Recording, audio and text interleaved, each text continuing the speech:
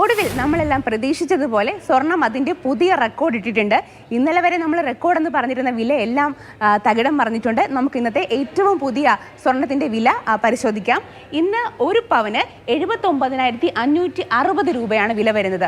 ഒരു ഗ്രാമിനാണെങ്കിൽ 9,945 രൂപയാണ് ഇന്ന് വിപണിയിൽ വില വരുന്നത്. ഒരു പവന് 80,000 രൂപയിലെത്താൻ ഇനി 440 രൂപയുടെ വ്യത്യാസം മാത്രമാണുള്ളത്. നമുക്കറിയാം ഇനി ഇതൊരു ഓണം സീസണാണ്, കല്യാണ സീസണാണ്. അപ്പോൾ ഈ 440 രൂപ എന്ന് പറയുന്നത് മാറി മറിയാൻ അധികം സമയം വേണ്ടി വരില്ല. 80,000 രൂപ എന്ന ഒരു മാജിക് നമ്പറിലേക്ക് സ്വർണ്ണവില കടക്കാൻ പോവുകയാണ്. ഇന്നലത്തെ കണക്ക് കൂടി നമുക്ക് ഇതിൻ്റെ കൂട്ടത്തിൽ പരിശോധിക്കാം. ഇന്നലെ ഒരു പവന് 78,360 രൂപയാണ് വില വന്നിരുന്നത്. ഇന്ന് കൂടിയത് 640 രൂപയാണ്.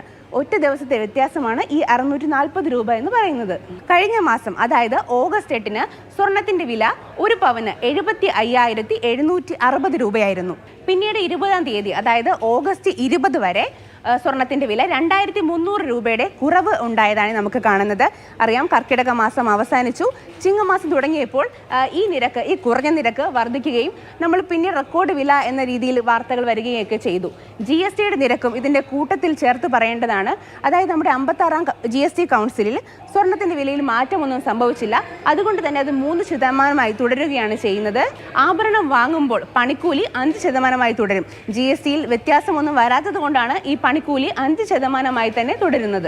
സ്വർണ്ണവില ഇങ്ങനെ കുതിച്ചുയരുമ്പോൾ 18 ക്യാരറ്റ് സ്വർണം വാങ്ങാമെന്ന് കരുതുന്നവരുടെ അറിവിലേക്കാണ് അതിന് ഗ്രാമിന് 60 രൂപ ഉയർന്ന് 8,165 രൂപയിലാണ് ഇപ്പോൾ എത്തി നിൽക്കുന്നത്.